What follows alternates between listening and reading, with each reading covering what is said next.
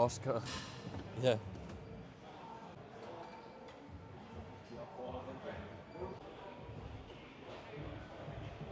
So bit- put I the, feel like towel, I'm- put the towel on your head. Oh, okay. I feel like I'm too You low. need to step on that. Oh. Step on it, push it like a leg press. Yeah. Good. Oh, I didn't even know that about this machine. Yeah.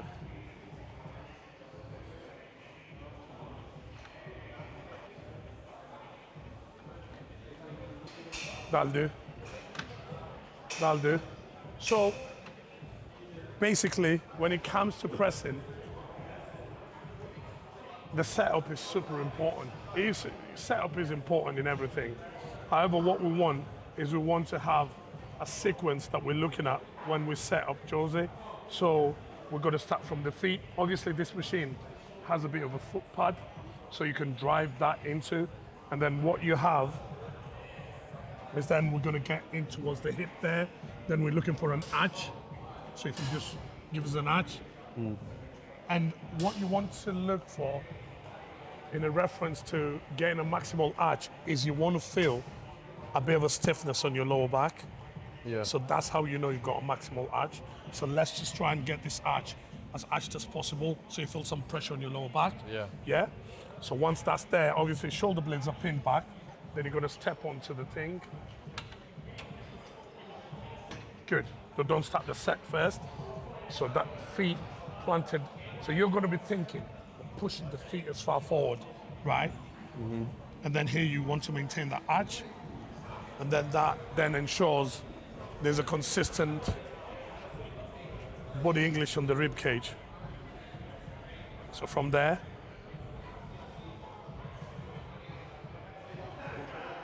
that's the one.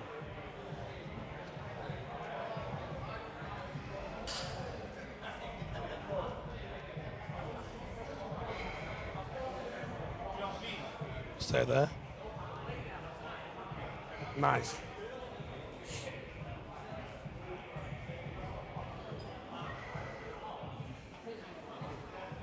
And then on the next one, just put it back.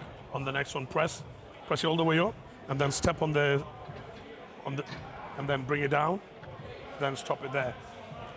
So, majority of guys will struggle developing the pec simply because of the setup, right? So the ability to maintain the body English on the rib cage so that it's consistent and it's sort of kept in the same way as the set goes becomes super important. You know, a majority of the people struggle because this keeps changing as the set goes down. As you get towards the end of the set, the reps become a bit more fatiguing, but also those are the most effective reps. So the ability to keep your rib cage consistent at that point of the set then becomes super important because those are the effective reps. Now, as you start pressing and you lose that sort of integrity at the back end, then you're arguably not getting as much as you could have on that set, right? So we're gonna get into a working set and just try and replay this in real time to see how you would react, right? Yeah. So just what weight should we go for here? So that's 50. Right, so you gotta remember, it's the same thing, right? You go push there, we start under there by driving in there, maintaining an arch as high as possible. So you want the arch that's stuck there. You want to feel that pressure. Take your feet off. Make sure your feet are planted on the plate. Make sure the rib cage is as high as possible. And then you want to press. Good. Slowly but surely. 2. A big inhale through your nose and a big exhale through your mouth. Big inhale. But don't let this collapse. Keep it up. 4. So you got to think someone's got a cable in the roof that's pulling you all the way. Inhale. Then exhale. 5. Don't let this collapse. Keep this consistent. 6. Back down. Good. That was a good rep. Maintain that. Maintain the foot pressure there. 7. Back down. Slowly hold it tight. Drive. 8, call it. Call it. So you can see in real time how challenging it is just to keep that rib cage consistent Yeah. across the set. Because I felt my chest move whilst I was losing a bit of form. Yes, 100%. So whenever that rib cage, the position changes, then something else is working, right? Now what you want when you're training is for the target muscle to do majority of the work or to lift majority of the load, right? As soon as that rib cage starts collapsing, then all the musculature are getting involved. Like you have your traps, you have your, delts and all that doing the job. So, and I think another reason why people struggle is the choice of weight that they pick. Most people have a load on the machine that they've got no business having on the machine, because then they can't maintain accuracy whilst lifting that load. So then it becomes super, super challenging. And once they get to the effective reps, they can't maintain a standardized form across the sets. So that's also super important that you pick the right load that can allow you to just challenge the muscle without overcompensating, without using elastic energy at the bottom, without sort of shifting your body to get into advantageous positions is super, super important. So that's just a quick demonstration of that, how impacts it. So we're gonna do a flat press so that we can see this from different positions. I think you should be. Put that on number 4. So when we come into like flat variations like this, the setup is sort of similar, the same. I think we would still need a plate here. Yeah. I'd say that feels good. Yeah, so it's super important that you focus on the contact points. So we have the first contact point we have is the floor there. And then the second contact point we have obviously is the seat. And then the back pad on there. So if we use the same sort of principles we use there, so you want your feet sort of in a strong position, and then you want to have that arch there. You make sure the hips are all the way back and the arch is very exaggerated, right? Good. That's the one. And then you want to push that down, shift your hips back. Good work. Good. Just keep a neutral chin. There. 3. So you want to breathe in and then exhale. 4. Nice. Inhale, then really exhale and drive. 5. Big inhale, exhale and drive. 6. No bounce. Big inhale. When you get there, just think of contracting your upper back. 6. Better. Think of almost just starting with your upper back, then your arms follow. 8. Better contraction.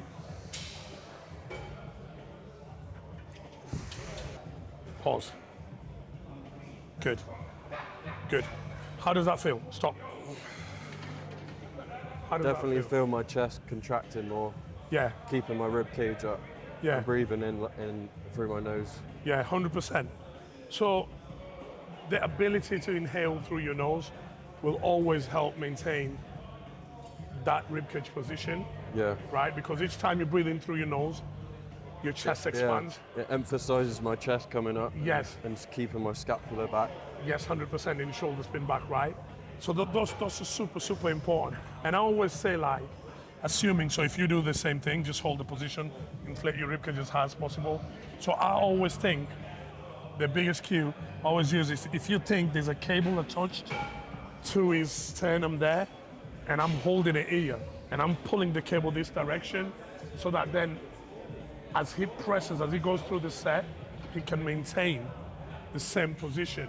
It's just a visualization sort of technique that you can think about to just keep everything in position. We're gonna do a working set here, just to try and run through that. Okay. Good? Yep. Inhale. So watch that, watch this. 2, Good work. Shoulders down. 3. Big pull. Maintain that. 4. Big pull. Maintain that. Big drive. 5. And again. Big drive. 6. Don't let that collapse. Keep that up. 7. Inhale. Keep that up. 8. And again. Keep that up. Big drive. Call. Yes. And slowly back. Slowly step. Yeah. Yeah. So it's always good to see like real life situations when you're through a set and how you react at the back end of the set. Yeah. It's always super important because then we see if we can mimic these things in real life. But the back end of the set, once again, is super important that everything stays consistent, super important that the integrity of the rib cage is maintained, super important that your feet are planted on the floor. So all your contact points are sort of being maximized to get the best out of everything, right? Yeah. So, right, sweet, that's good. I definitely needed that cue at the end because Say again? I needed that cue at the end because my chest moved down. Yeah, yeah, for one yeah, of yeah. the last reps. Yeah.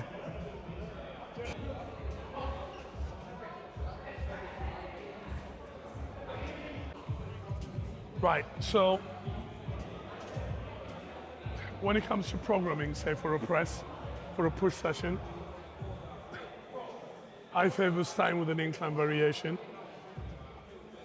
because it's the most challenging. And I think there's something to be said about what you need first, like your weakest body part, training it first. Yeah. Majority of the males will have a weaker upper chest or a weaker clavicle.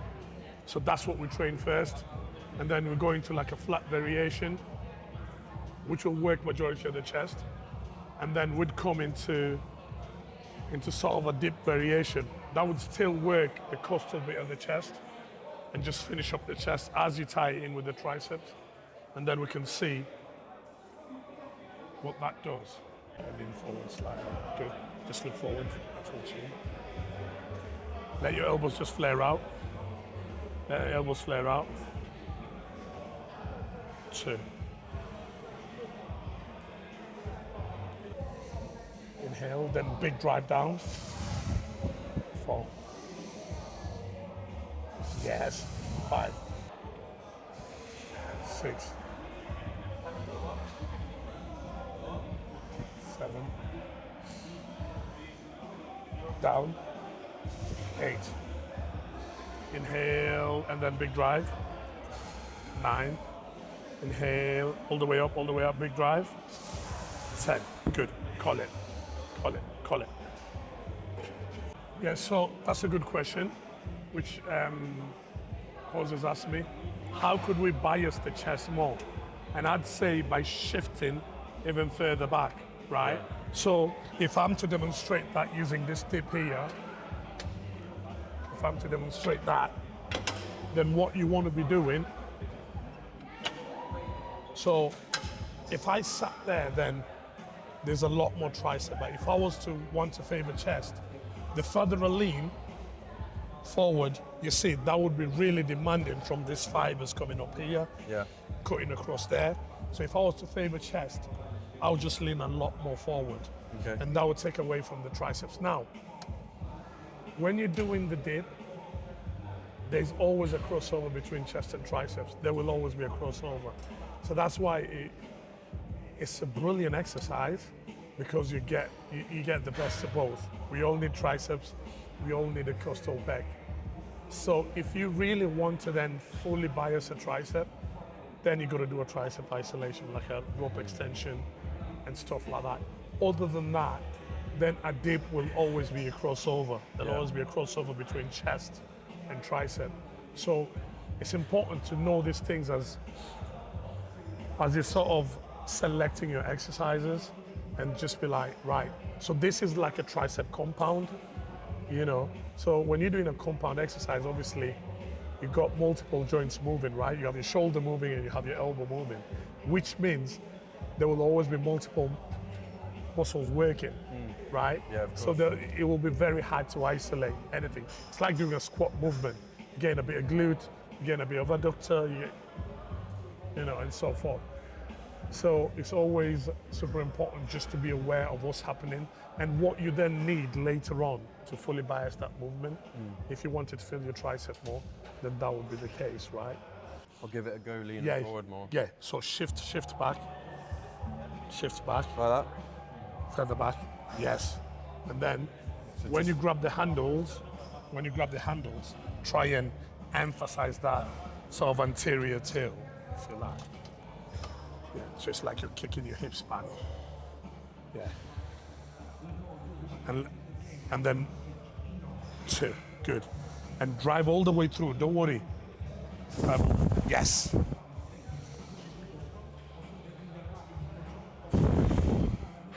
Inhale, drive all the way through. 5.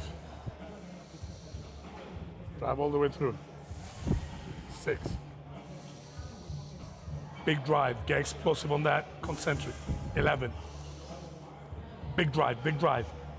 That'll do. Good. Did we feel a bit of a difference? Yeah, I felt more of a balance between the triceps and chest. Yeah. And something that Jose wasn't doing at the start was really cutting that arm across. Because as you're training the pec, what will be super important is where the bicep finishes, and that will sort of dictate what division of the chest is fully biased.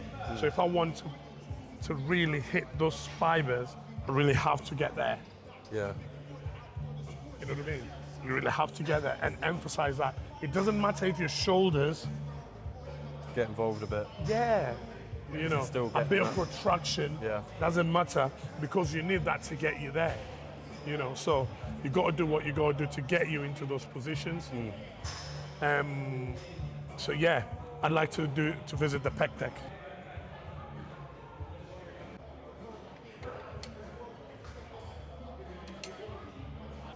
So this is one of the movements that's butchered massively, obviously. And what I look at if I'm gonna set this up is I think of my feet. So my feet always are the first reference point because you got that bit, which is your initial contact point. So feet are there, a big arch, once again. So you start from your feet followed by a big arch. And what I'd like to do, what I like clients to do is just to have a feel without putting the weight. So when you're there, really pull your shoulder blades back against the back seat and then try and bring your arms in towards the midline, right? Now, in your head, you should be thinking, I want to bring my biceps as close to the midline as possible, right? You want them sort of soft elbows, right? So let's do that weight first, Oh yeah, of course. right? So remember, you want to set up your feet to be in the strongest position. And then you want that arch there, which then emphasizes the rib cage from where it is. And then you just want to bring that there. So what you want to be doing is driving your upper back as hard as possible in there to create. Do you feel it? Tension? Yeah. Pushing my upper back in makes it easier to Makes it easier to, right, create tension. right, exactly. It's weird because I never actually thought about tensing my back Yeah. whilst doing a chest movement. Yeah. So that's a good point because the way machines are made, the thought process is to create stability more than anything, right? So if you have you have the chest and then you have the back, agonist, antagonist, they have a relationship. So if you drive the back against an immovable surface, the chest will contract. Same, if you go on a chest supported row, it has a pad. If you drive your chest as hard as possible into that immovable pad, your back will contract. So that's one way of looking at machines. If you see your pad, you got to think to yourself, how can I maximize this pad to make this movement as stable as possible? That pad is to push into. So if you're looking at that back pad there and you drive your back into it, what you're getting there is a contraction on the pec, right? So now I want you to grab the machines, but just really almost just do like a pulse movement and try and push that upper back in there as possible. So yeah, just slowly, slowly. I want this chest just to move it. Don't move it with your hands. Just use that. So just a little bit, just from there to there. Yeah. Oh, yeah. Can you feel that? Yeah. Now that is what you want initially on the rep, and then as you come towards me, you can then speed it up. Right? Inhale, inhale, inhale, then start slow and then speed it up.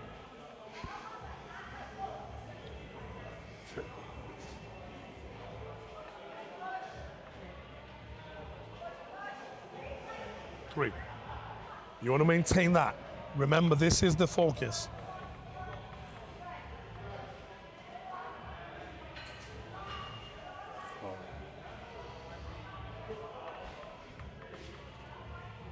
Feet solid, chest up. And again, keep that there. It's like, think of clapping. Give me your arms, bring your arms to me, bring your arms to me. Good, one more. Inhale, nice deep inhale. And then an exhale, slowly through your mouth. Perfect. Perfect. So, you've seen Jose look at the stack there, trying to think, how much weight is that? There isn't much weight there. And that just really, really drives the point home that most people are lifting more weight than they should. Yeah, that's definitely something I've been doing. Yeah. 'Cause I look back thinking it was more. heavy. Yeah. But it wasn't. What he found out is just he was using his chest to move the load, which made the movement way, way more challenging because he wasn't overcompensating with other muscles. So super, super important. A lot of people who, a lot of guys have got weak chests and, they throw the genetic card. I think that might be valid to a point, but however, your chest could still develop if you just pulled everything back and consider different variables like setup, use the weight that you could challenge your muscle without compensating, without elastic energy. Like you see what I did with Jose there at the start was just to get him to try and create tension at the end ranges. If you can own end ranges here and there, then you're getting as much as you can get from the movement. Yeah. However, majority of us aren't owning end ranges in movement, right? We're either using some form of elastic energy, we're using some form of momentum, or we're just overcompensating by really throwing the body forward, right? So super, super important that those are things that you consider when you're really looking to maximize gains more than anything, I want us to do like a tricep rope extension. Now, when you think of tricep movements, most of these, or all of these are elbow extensions, right? So what you're thinking about when doing the movement is extending your elbow more than anything. So when you're here, you want the shoulder fixed. So the shoulder in moving back and forth, shoulders fixed, because what are we doing? We're just extending the elbow, right? So from there, you want to think of pulling the rope apart. And what does that do? Extend my elbows, right? But what is going to happen is this rope, because this is pulling forward, it's going to, as you get fatigued, it's going to want to pull you all the way there. So you just want to keep tabs. Tight. Keep tabs and make sure these elbows are sort of in line with the torso. Move with the rope first, come towards me. Yeah, about there. And then just a slight bend forward. Remember, keep that there. And you want everything coming from here. Okay. So don't think of taking the rope back, think of pushing the rope down and apart, like you want to tear it. Yeah. So this should be coming towards me. Okay. This arm should be coming towards my leg here. Yeah, good. Pull it apart. So you're taking it back. So you see my thigh there? Yeah. You want this fist to come towards my thigh. Yes. Like that. How does that feel? Yeah, I feel it more. Yeah? So you want to pull it apart. Good. And then you want to keep the integrity there. Pull apart again.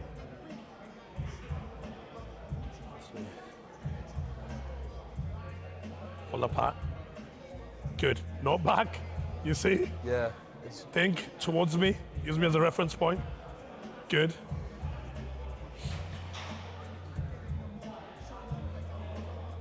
Towards me, towards me, towards me, towards me.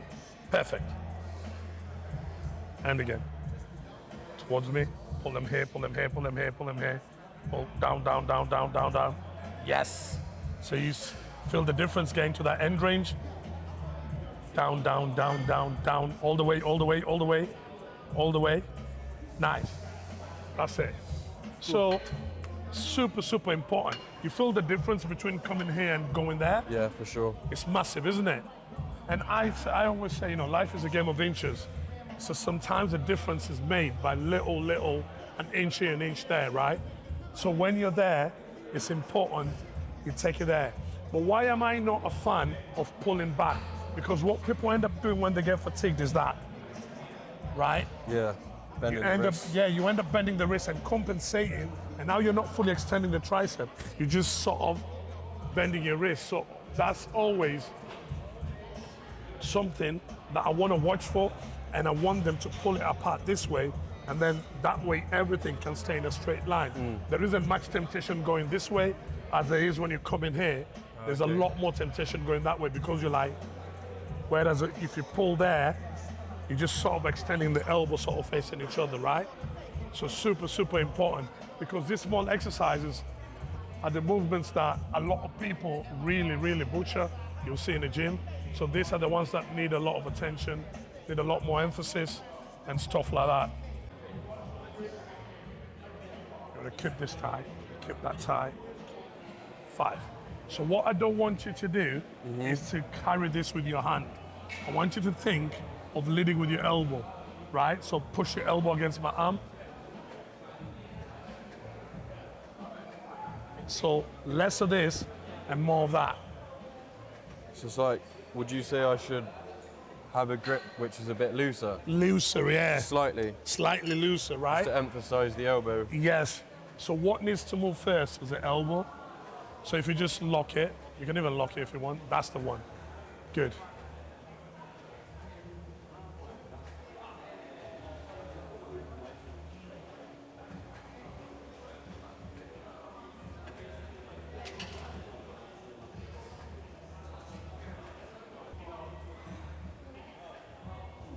Nice. Push it. Push towards me. Push, push, push.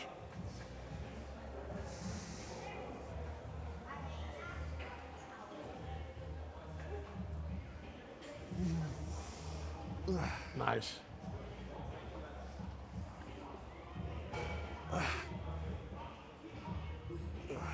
That'll do.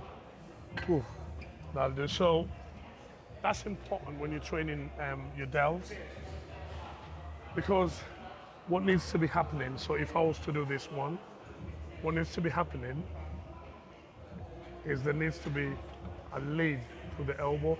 So in your head, if you fully amputated half your arm, right, and you only had this bit moving, your upper arm, then you want to think of moving that more than anything, right?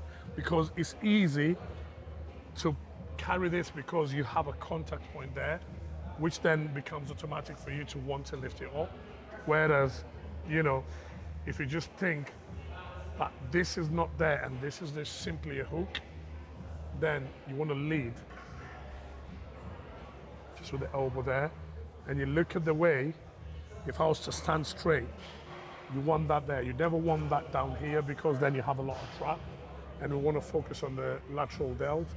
So a lot of it needs to be almost like the arm is way forward than your torso. It's way ahead than your torso. And then you just be sort of pulling it on there, right? Because then that helps that ensures that the target you're trying to hit is fully aligned. More than anything, alignment is super important. So it's important for us to get ourselves in position where we're moving in line with how the machine is exerting the force, right? Yeah. We're lining ourselves up with the line of force, right? So super important. So those are the few cues and movements I wanted to go through today, just to drive some points home. But yeah, what's your thoughts on it? On this exercise, On the general session, what have you learned? well, obviously setup is crucial. It's been a bit of a humbling, Yeah. like actually getting set up right and making sure that I'm engaging the muscle that I'm aiming for dominantly. Yes. And it turns out I can't do as much weight as I thought I could, Yes, because yes. before, like you said at the start of the session, Yeah. people sort of just ego lift and don't have proper form. Like for example, on this machine, I usually do 27, Yes. and my hand was the contact point moving first. Yes. Yeah. It wasn't my elbow taking the drive on that. So yeah, setting up right Yeah. and getting that muscle engaged is Super crucial. important. So it's crucial. It's crucial, and that's what I want that to be the takeaway here. It's just to ensure your setup is right and ensure your level of accuracy dictates what load you then use to do the movement. If you start thinking with that sort of model, then half the time you will have the right amount of weight to help you challenge the muscle the way you want it to. But other than that, half the time, what we have on the bar doesn't allow that. It doesn't match with the level of accuracy we're after, right? No. So always something to think about. But yeah, thank you. You're welcome. Jose. Yeah. Good.